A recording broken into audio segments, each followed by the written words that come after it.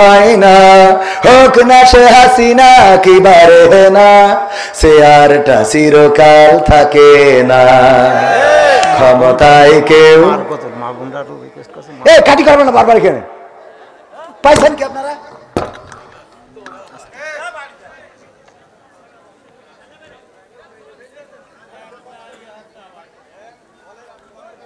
আপনারা থাকবেন তো ইনশাআল্লাহ শেষ পর্যন্ত থাকা যাবে ইনশাআল্লাহ আল্লাহ তৌফিক দিন বলেন আমিন ইন্নাল হামদালিল্লাহি নাহমাদুহু ওয়া নাস্তাঈনুহু ونستغفره ونؤمن به ونتوكل عليه ونعوذ بالله من شرور أنفسنا ومن سيئات أعمالنا من يهده الله فلا مضل له ومن يضلله فلا هادي له ونشهد أن لا إله إلا الله ونشهد أن سيدنا محمدا عبده ورسوله الذي أرسله بالحق بشيرا ونذيرا وداعيا إلى الله بإذنه وسراجا منيرا فقد قال الله تعالى في كلامه المجيد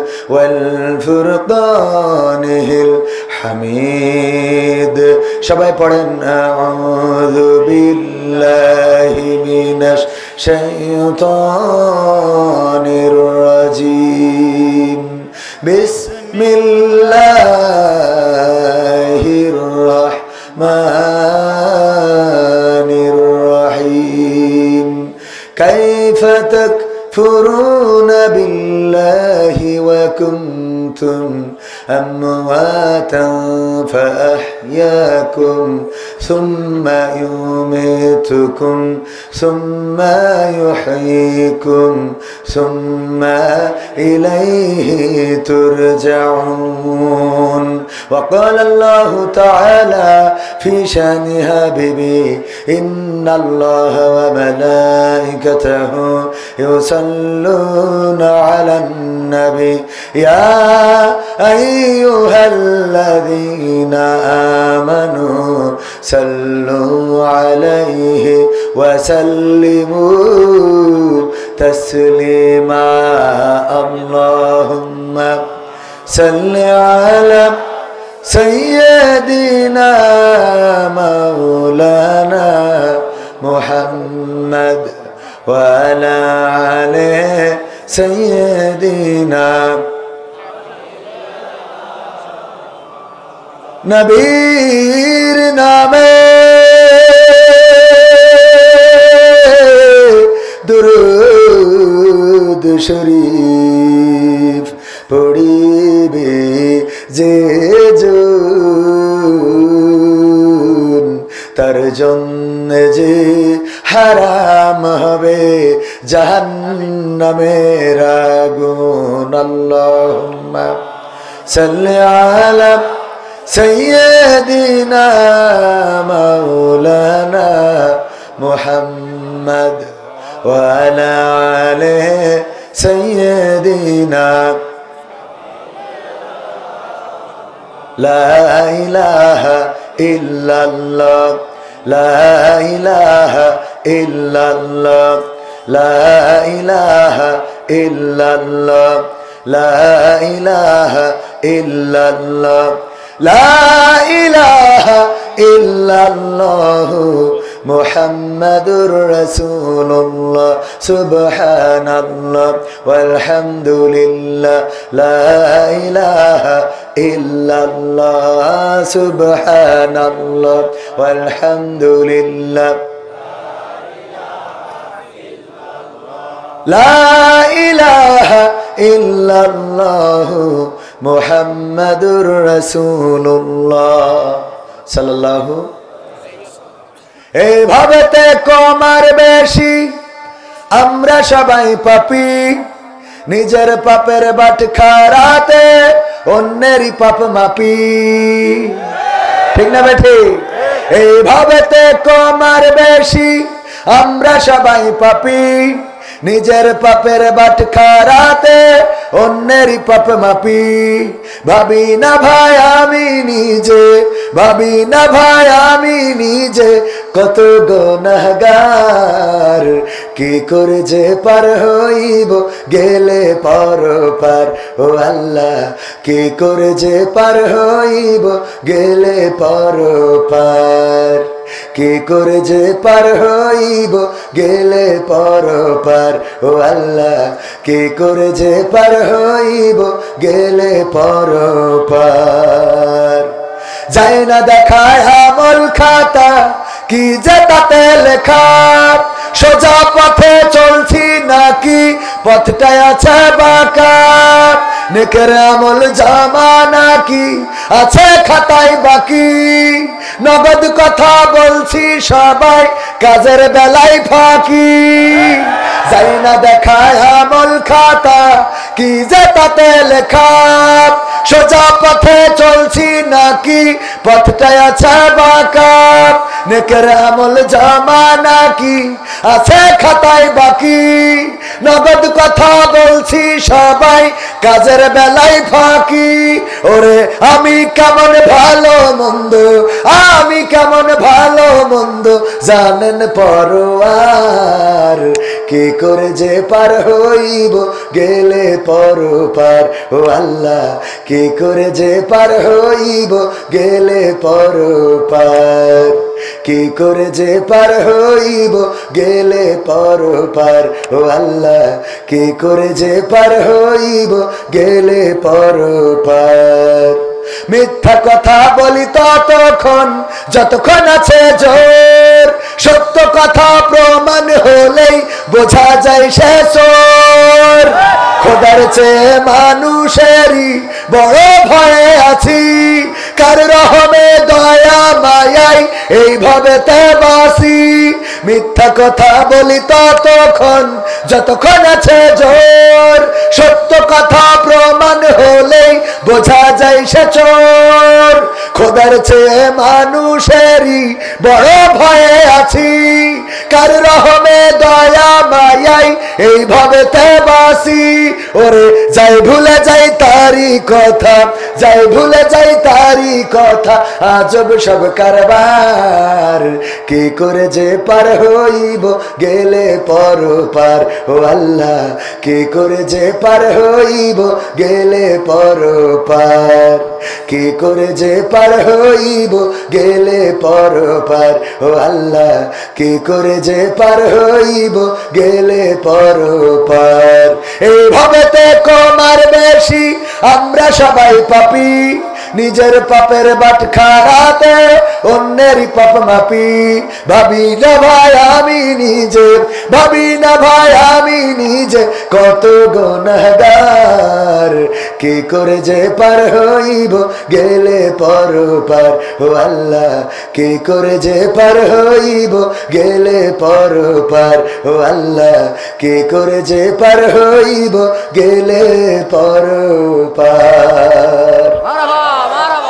মারহাবার একটু জোরে কি বলা যাবে? কথা যা বললাম কথায় কি কোনো ভুল আছে? এইভাবে তে কমার বেশি আমরা সবাই পাপী। আমি কিছুক্ষণ আগে আলোচনায় বলে আসলাম, প্রায়ই বলি আমার গোনার খবর যদি আমার মা জেনে যেত, আমার মা ভাত রান্না করে খাওয়াতো না, বলতে এমন কুলাঙ্গার সন্তান, তোরে আমি ভাত খাওয়াইতে চাই না।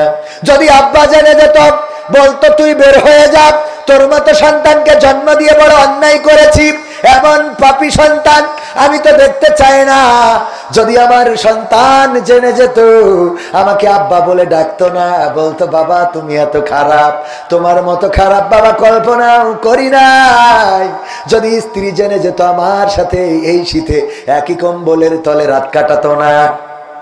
আছে না নাই? কত অপরাধ আছে স্ত্রী জানলে সংসারটাই করতো না। তুমি এত বড় জাহেল, তোমার মতো জাহেলকে আমি ফেরেশতা মনে করেছিলাম, বড় ভালো মানুষ মনে করেছিলাম গো, তোমার মতো ফেরেশতা চলে না চলে না রে। ওগো আমার ভাইরা, এমনি ভাবে যদি গ্রামের মানুষ জেনে যেত, সবাই ঘৃণা করতো, চায়ের দোকানেও বসতে দিত না। যদি পাপের কোনো গন্ধ থাকতো, এত দুর্গন্ধ হতো, আমার ডানে বামে আল্লাহর ওলিরা কেউ বসে থাকতো না, আমার সামনে কেউ বসতেন না। আমার অপরাধগুলো প্রকাশ হয়ে গেলে এই মাইকে কথা বলতে দিতেন না, দাড়ি ধরে টান দিয়ে নামাই দিতেন। আপনার মতো হুজুরের এই স্টেজে কথা বলতে দেয়া যাবে না, এমন অপরাধ আমাদের জীবনে আছে না নাই? কত অপরাধ তো আছে, নিজের অপরাধের খবর আমি জানি, জানে আল্লাহ। সেইগুলো নিয়ে আমাদের কোনো টেনশন নাই, দুশ্চিন্তা নাই। অথচ অন্যেরা কোনে কি করেছে, ওরে বাবা, সেইগুলো নিয়ে আমাদের আলোচনা সমালোচনা আছে না নাই? আছে না নাই? এই যে সিরকুট দিয়েছে হুজুর, আপনার মাহফিলে বাধার কারণ জানতে চাই। কিছুক্ষণ আগে যে মাহফিলে ছিলাম, ওখানে বাড়াবাড়ি বেঁধে গিয়েছিল, বাড়াবাড়ি বেঁধে গেছে, ঠেকায় আসলাম, বাঁচিয়ে দিলাম। বাঁচিয়ে বাঁচানোর মালিক আল্লাহ, কিন্তু উনার জনগণের হাত থেকে হেফাজত করলাম। বললাম যে উনি বোঝে নাই, এখনো কয় হুজুর এইটা বলা যাবে না, ওইটা বলা যাবে না। আশ্চর্য ব্যাপার, এখনো এইটা বলা যাবে না, ওইটা বলা যাবে না। আরে বাবা, আওয়ামী লীগ ক্ষমতায় থাকতে বলেছে, এখন তো তারা না, কথা কয় না, এখন তো নাই। আমরা হক কথা বলে যাব, তাতে জীবন থাকে থাক, যাই যাক, জীবনের মালিক কে? ওখানে যখন সত্য কথাগুলো তুলে ধরেছি, আমার বাংলাদেশের সূর্য সন্তান, এই বাংলাদেশের আলেম ওলামা, এই বাংলাদেশের তাওহীদি জনতার হৃদয়ের স্পন্দন, গোলাম আজম রাহিমাহুল্লাহ, মতিউর রহমান নিজামী রাহিমাহুল্লাহ, আলী আহসান মোহাম্মদ মুজাহিদ, আকাদের মোল্লা, কামারুজ্জামান, আল্লামা দেলোয়ার হুসাইন সাইদিকে ফাঁসির কাস্টে ঝুলিয়ে স্বৈরাচার সরকার মনে করেছিল বাংলাদেশ থেকে ইসলামকে মিটিয়ে দেবে, ইসলামকে নির্বাপিত করে দেবে। আল্লাহর সিদ্ধান্ত হলো ডাক্তার শফিকুর রহমান মাওলানাও নয়, মুফতিও নয়, তারে দিয়ে ইসলামকে উজ্জীবিত করবে। বলেন ঠিক কিনা? এই কথা বললাম, খেপে গেলেন। কেন খেপলেন? বুঝে দেখেন, মিলাই দেখেন, সত্য বলছি না মিথ্যা বলছি। আপনারা তো 41 সালের আগে ছাড়বেনই না, তো 31 সালে তো থাকলেন না, চলে গেলেন কেন? এই দেশ তো আপনাদের, এই দেশ কাদের? আপনাদের। আপনারাই তো স্বাধীনতা এনেছেন, আপনারাই তো স্বাধীনতার দাবিদার, স্বাধীনতার স্থপতি বঙ্গবন্ধু শেখ মুজিবুর রহমান। একদম সংসার ধরিয়ে সংসার গুছাই চলে গেলেন কেন? দুই একজন থাকেন, আমরা একটু সান্ত্বনা পাই। আমার ভাইজান অনেক দারুণ আলোচনা করেছেন। আমি তো ভূমিকা ছাড়া সময় অল্প, আমার কাজ হলো খালি ডাইরেক্ট ধরে স্টার্ট করি। ধুলিয়ানি নুরানি কিন্ডার গার্ডেন ও হাফিজিয়া মাদ্রাসার উদ্যোগে এবং সকল কারবালাবাসীর রুহের মাগফিরাত কামনায় তৃতীয় বার্ষিক তাফসিরুল কোরআন মাহফিলের শ্রদ্ধাভাজন সভাপতি জনাব হানেফ আলী বিশ্বাস, পরিচালনায় আছেন আমার উস্তাদ, নাটক শিখাতেন আমাদের ডাক্তার ইকবাল সাহেব, শ্রদ্ধাভাজন, অনেক সম্মান করি। আল্লাহ তার হায়াতে তাইয়্যিবা নসিব করে দিন, বলেন আমিন। এছাড়া আলোচনা করেছেন হযরত মাওলানা ইনামুল হক ফয়েজি সাহেব, আলোচনা করছিলেন আমাদের প্রিয় ভাই মুফাসসিরে কোরআন, সুমিষ্ট ভাষী বক্তা হযরত মাওলানা হাফিজুর রহমান মিলন সাহেব, সদস্য মুফাসসির পরিষদ চুয়াডাঙ্গা, অত্যন্ত প্রাণপ্রিয় কলিজার মানুষ। আজকে এখানে আসার পিছনে যার হাত রয়েছে, আমার পাশে বসা আমাদের মুহতারাম হাফেজ কারি মাওলানা সাইফুল ইসলাম সাহেব, আমার শ্রদ্ধাভাজন দায়িত্বশীল। উনি বলছিলেন ধুলিয়ানি একটা প্রোগ্রাম, আমি এলাকার প্রোগ্রামগুলো একটু এড়িয়ে চলার চেষ্টা করি, যা বলি বাইরে যেয়ে বলি। খেলা হবে, পালাবো না, এগুলো বাইরে যেয়ে বলি, এলাকায় বলি না। চাই যে এলাকায় ভালো থাকি। হ্যাঁ, খেয়াল করেন কিনা, এলাকার প্রোগ্রামগুলোতে খুব বেশি আমার আনাগোনা নাই। কয়েকটা কারণ আছে, তার মধ্যে অন্যতম একটা কারণ হলো যে এই সময় আমাদের সেই একজন বলেছিল যে ডাক্তারের বলতেছে, কম্পাউন্ডার বলছে আমাকে তো সব সিজার করতে হবে, কারণ আমাকে তো ইনকামের সময়, বোঝেননি, নর্মাল হলো তা সিজার করতে হবে। বলতেছে ইনকামের সময়। ভাই তো অবশ্যই গরুর ডাক্তার। হ্যাঁ, গরু না, তাহলে কে ডাক্তার? মানুষের, ও মানুষেরও করেন। আল্লাহ কবুল করুন, বলেন আমিন। আমি দোয়া করে দেবো যেন এলাকায় রুগী বেড়ে যায়, আল্লাহ কবুল করুন। করবো না? হ্যাঁ, তো যাই হোক, ভাইজান আমার ডাক্তার মানুষ। তো আমার একটা ভিডিওতে আছে, কম্পাউন্ডার বলতেছে যে স্যার সব সিজার করতে হবে, কারণ এখন আমাদের ইনকামের সময়। তো এখন মাহফিলের সময় আসলে বক্তাদের ইনকামের সময়। তো এই সময় যদি এলাকার লোক নেয়, অন্য জায়গায় আমাদের যা দেয় তার ধারের কাছেও যাইতে পারবেন না। তো এই জন্য আমরা কই কি ভাই, আপনারা মিলাদ টিলাদ যাই হয় নিজেরা পড়েন, পরে আমরা বর্ষাকালে দেখবেন, ঠিক আছে না? বর্ষাকালে যত লাগে কুপাকুপি জন্য ডাক দেবেন। তো আজকের মাহফিল ছিল এলাকায়, ওই যে নারায়ণগালি দত্তপাড়া। তো ওখান থেকে আমার সাইফুল ভাই মুহতারাম, আমার ভালোবাসার মানুষ, শ্রদ্ধাভাজন উস্তাদ এবং আমার দায়িত্বশীল, সরাসরি দায়িত্বশীল, উনি আমাকে বললেন কবির ভাই ধুলিয়ানি, আমার মামা একটু বলছিলেন যদি যাইতেন। বললাম দেন, বলেছেন যাবো ইনশাআল্লাহ, দেরি হইলেও যাবো, আল্লাহ নিয়ে এসেছেন, আলহামদুলিল্লাহ বলবেন না? আল্লাহ শুক্রিয়া যে আমার আব্বার অঞ্চল, আমার আব্বা এসব অঞ্চলে প্রতিটা গ্রামে অলিতে গলিতে ঘুরেছে, ঠিক কিনা? আজকে 22টা বছর হয়ে গেল ওই মানুষটা এখন কোনো স্টেজে কথা বলেন না। আপনারা চেনেন, অনেকেই চেনেন না, সবাই তো চেনার কথা। এবং এখানে এই গ্রামগুলোতেই আমার আব্বা একটা টেবিল, একটা চেয়ার লাগিয়ে একটা মাইক দিয়ে দিলেই ওয়াজ করতো, ঠিক কিনা? সেই সময় ওয়াজগুলোই তাসির ছিল। ওখান এখন মাহফিলে কণ্ঠ বাজে, কত বক্তার সুর আসে, কিন্তু আব্বার সুরটা আর শোনা যায় না, আর কোনোদিন শোনা যাবেও না। হয়তো উনি বেঁচে থাকলে আনন্দ পাইতেন, যে যে জায়গাটা আব্বা বলতেন যে আমি যে ময়দানটা করে যাচ্ছি, এই ময়দানে কবির খালি বলবে আমি মাস্টার আব্দুল সামাদের সন্তান, কিন্তু উনি সেই পর্যন্ত থাকতে পারেননি। আমি এতদূর আসার পিছনে আমি মনে করি আমার আব্বার দোয়াটাই কবুল হয়েছে আল্লাহর কাছে। আমার মাও তাহাজ্জুদ পড়ে দোয়া করেন আমার জন্য, কিন্তু আমার মন বলে আমার আব্বা যখন হয়তো মৃত্যুর সময় ছটফট করছিলেন, রক্তাক্ত দেহ মোবারকটা লাশ হয়ে যাওয়াটা নিয়েছি, ওই সময় হয়তো বলেছিলেন আল্লাহ, যে মাঠটা আমি আবাদ করতাম ওই মাঠে তুমি আমার সন্তানকে এনে দিও। হয়তো সেই দোয়ার বরকত, কত সমালোচনা, কত মানুষের গীবত, কত মানুষের আলোচনা শুনতে হয়, নাটক করে, হাসি তামাশা করে, উপহাস করে, ইত্যাদি ইত্যাদি, যে যেভাবেই বলে, তারপরেও আল্লাহ এই চেয়ারে বসিয়েছেন। গোটা বাংলাদেশের এমন কোনো জেলা নাই, এমনকি দেশের গণ্ডির বাইরেও 6টা রাষ্ট্রে আল্লাহ রাব্বুল আলামিন ওয়াজ করার তৌফিক দান করেছেন, আলহামদুলিল্লাহ। এটা আমার বাবার দোয়া, এটা আমি মনে করি আপনাদের দোয়া, আপনাদের ভালোবাসা। সুতরাং কোরআনের পথে থাকলে ইজ্জত বাড়িয়ে দেন কে? ইজ্জত বাড়িয়ে দিবেন আল্লাহ। বাইরে যে কথা বলি, আমার শায়েখ আহমদুল্লাহ মুহতারাম হাফিজাহুল্লাহ, উনি আমার ব্যাপারে কমেন্ট করেছেন যে কবির বিন সামাদ একটা জীবন্ত প্রতিভার নাম, এই মানুষটাকে গুরুত্ব দেওয়া দরকার, এই মানুষটাকে এগিয়ে নেওয়া দরকার, এই মানুষটা পরিশ্রমী। আমি তাকে যা ভেবেছিলাম সে সেরকম না, বরং বড্ড ভালো লাগে, এই মানুষটা অনেক কষ্ট করে এই পর্যন্ত এসেছে। আল্লামা মামুনুল হক সাহেব আমাকে নিয়ে মন্তব্য করেছেন যে আমি অবাক হয়েছি, এই একটা ছেলে কি করে এত বড় একটা মাহফিলের আঞ্জাম দিল, এই মানুষটাকে কদর করা দরকার, এই মানুষটাকে এগিয়ে নেওয়া দরকার। অথচ দেখি আমাদের ভাইয়েরা অনেকেই আমাকে নিয়ে ভালোই চুলকায়।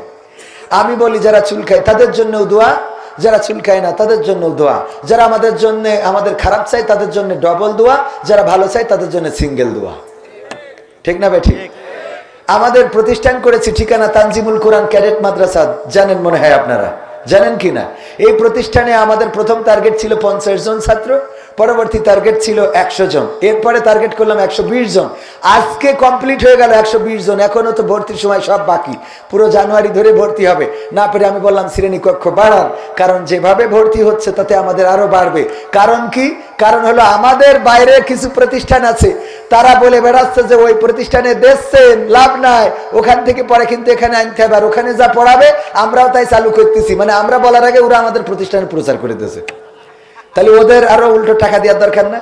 আমরা কোন অভিভাবকের কাছে যেয়ে বলতে পারিনি যে ভাই আপনার ছেলেটা দেন, বলেছি ভাই? কোন অভিভাবকের কাছে যে ওরা যেই বলছে আপনার ছেলে যেন ওখানে দিয়েন না, তো এই বইলে আরো পাগল খেপাই দিয়েছে। তো এই জন্যই আমাদের যারা অপপ্রচার করে ওরা দুইটা উপকার করে। কয়টা উপকার করে? একটা হলো আমাদের বিনা টাকায় প্রচার করে দেয়, আর একটা হলো যারা আমাদের জানে না তাদেরকে জানাই দেয়। আল্লাহ তাদের এই জানানোর তৌফিক দান করুন, বলেন আমিন।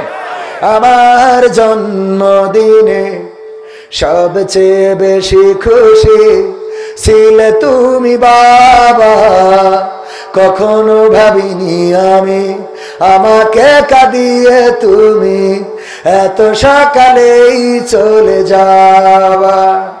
কখনো ভাবিনি আমি আমাকে কাঁদিয়ে তুমি এত সকালেই চলে যাবা।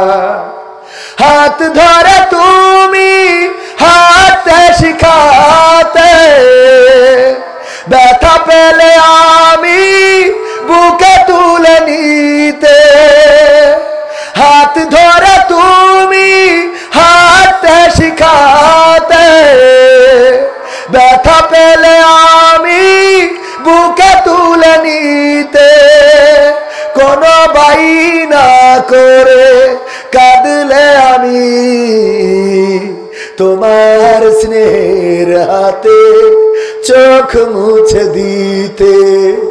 আজ তুমি নেই তাই নীরবে কেঁদে যাই, আজ তুমি নেই তাই নীরবে কেঁদে যাই।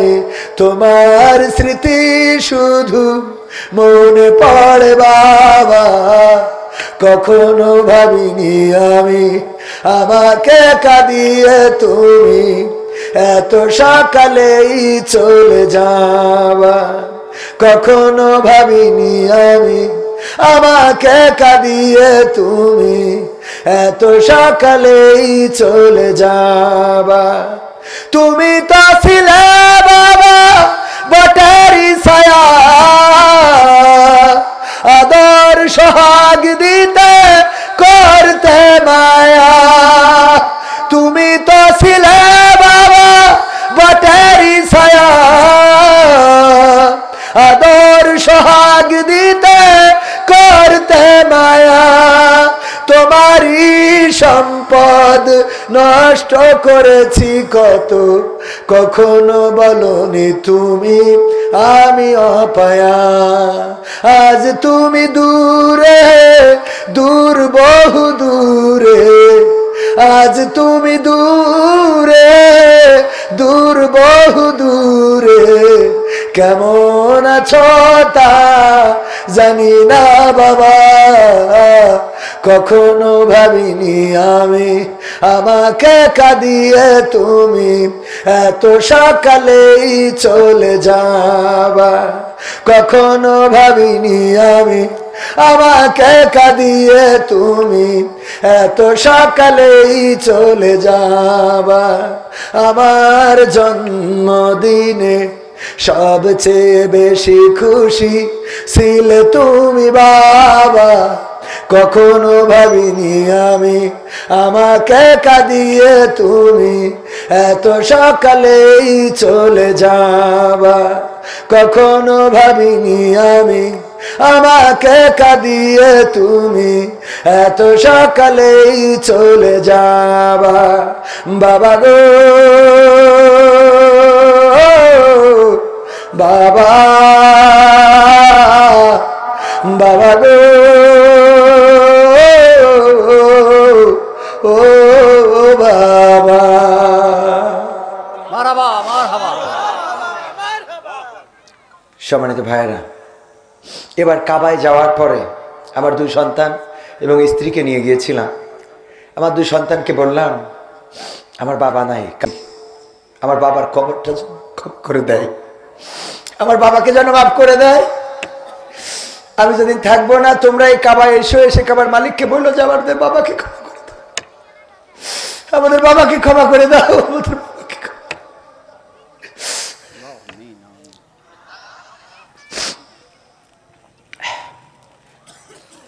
আমরা এমন সন্তান রেখে যেতে হবে যে সন্তান আমাদের নাজাতের ওসিলা হবে। রাজি আছেন আপনারা? ইনশাআল্লাহ। যে সন্তান গাঁজা খায়, যে সন্তান বিড়ি খায়, যে সন্তান অন্যায় পথে চলে, যে সন্তান নামাজের সাথে সম্পর্ক নাই, কোরআনের সাথে সম্পর্ক নাই, সে আপনি যত বড় নামাজি হন, রোজাদার হন, পরেজগার হন, আপনার জাহান্নামে যাওয়ার কারণ। আপনি কি সেটা চান? সেটা চাইবেন?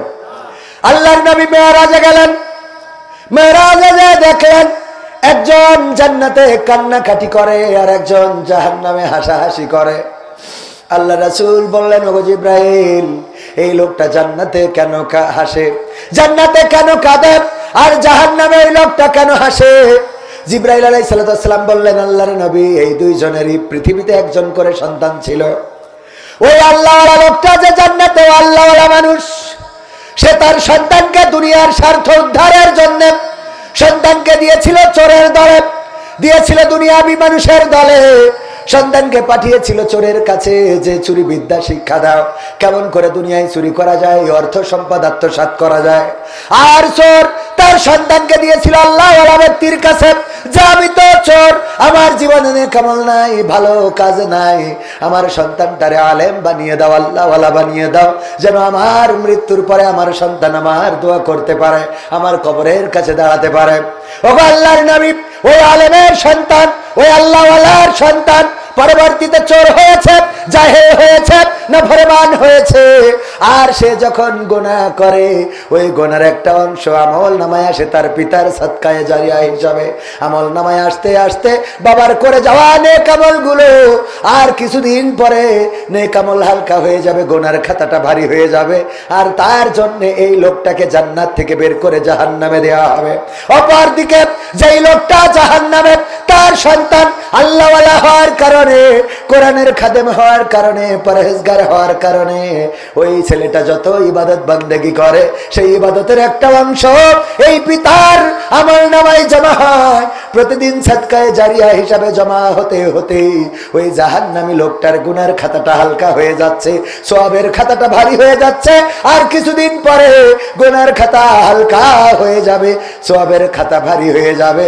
তার জন্য এই লোকটাকে জাহান্নাম থেকে বের করে জান্নাতে দেওয়া হবে।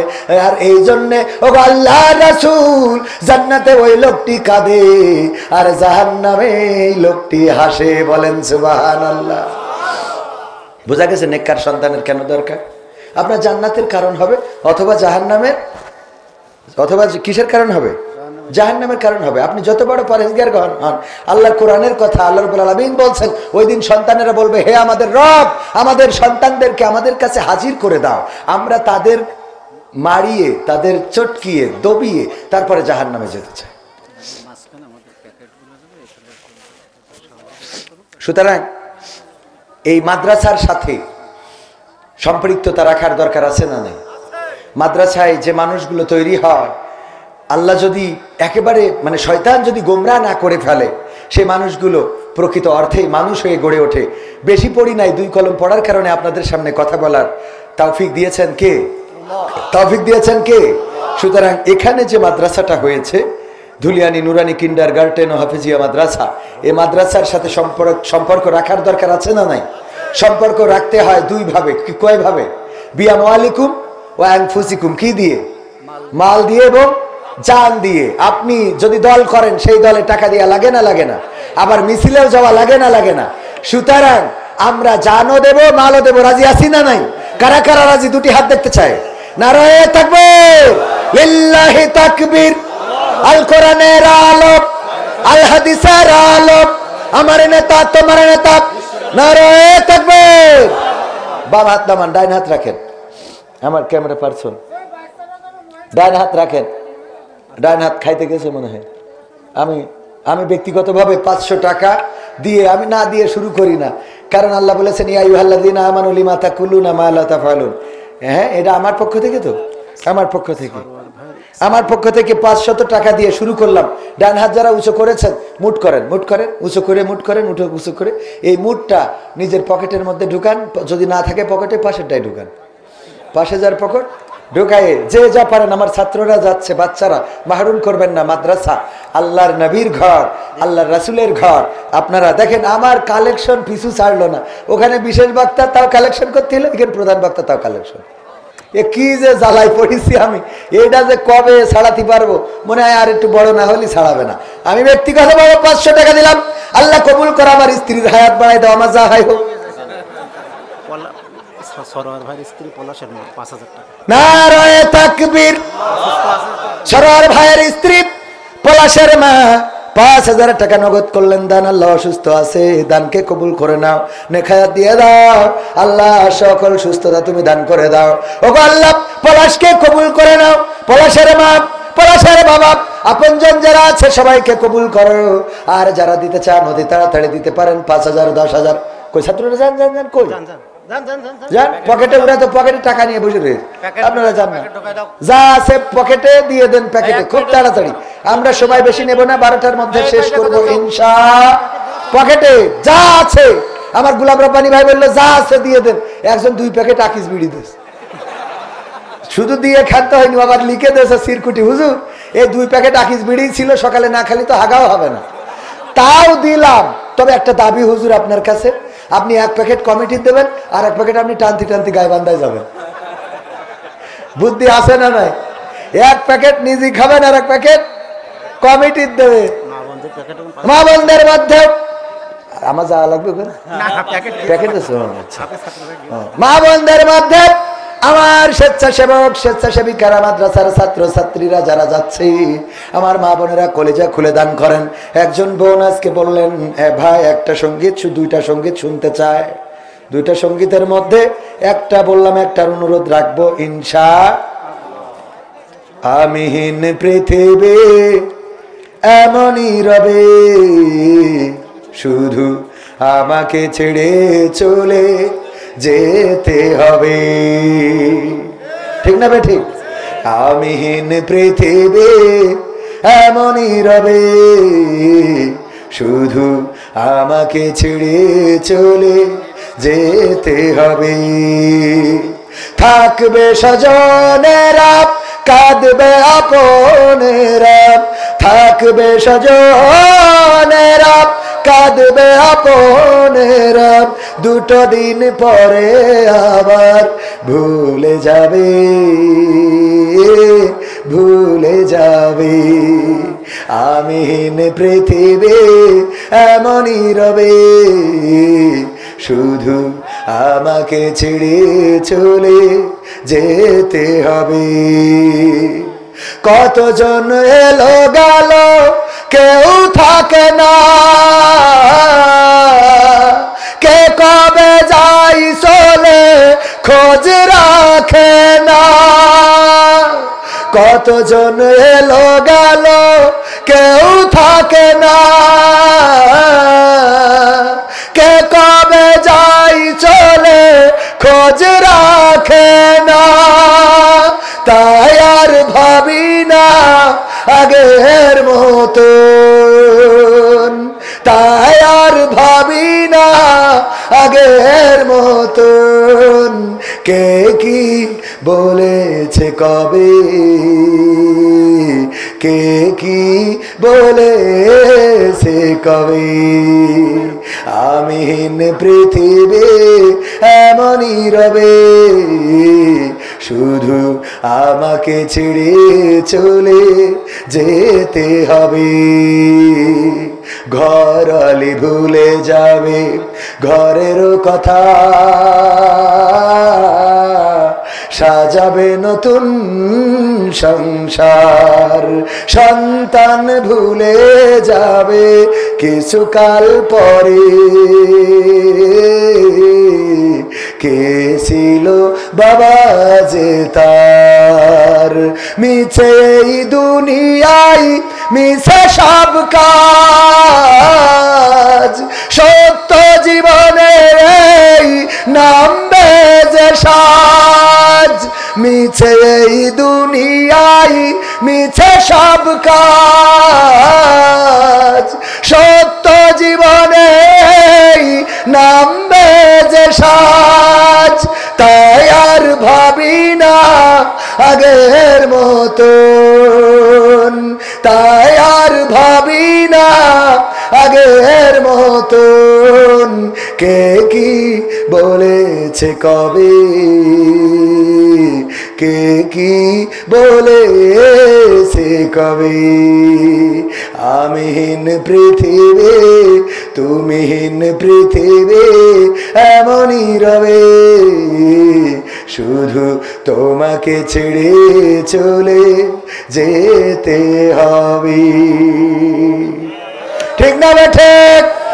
ও আমার ভাইরা, ওই সূর্যটা প্রতিদিন পূর্ব দিগন্তে উদয় হবে, আবার পশ্চিম দিগন্তে অস্তমিত চলে যাবে। চন্দ্রটাও প্রতি রাতে উদয় হবে, পূর্ণিমা রাতে আলো ছড়াবে।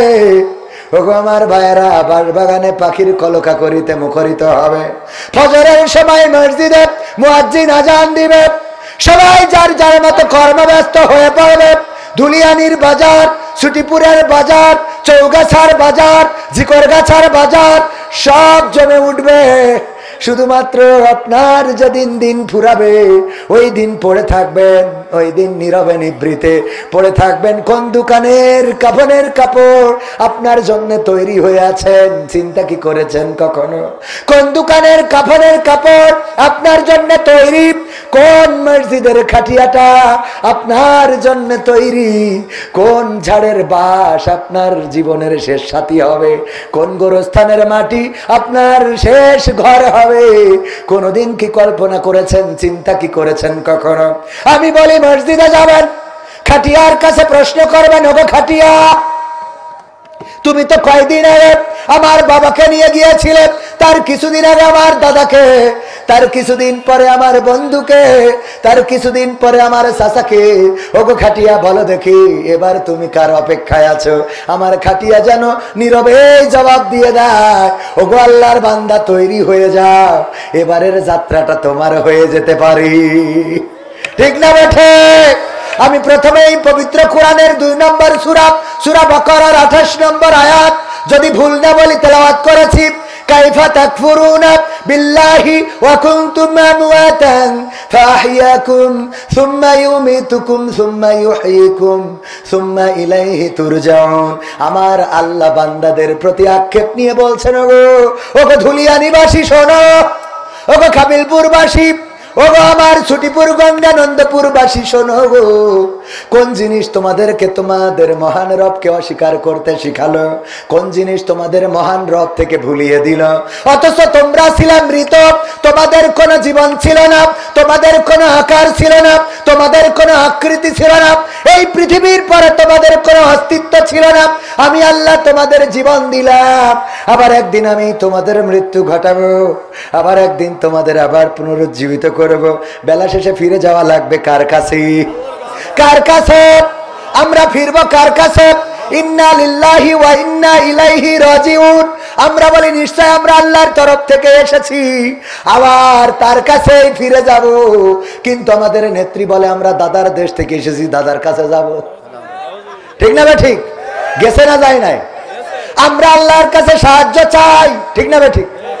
আমরা বলি ইয়াকা না'বুদু ওয়া ইয়াকা নাস্তাঈন, আল্লাহ তোমার ইবাদত করি আর তোমার কাছে কি চাই?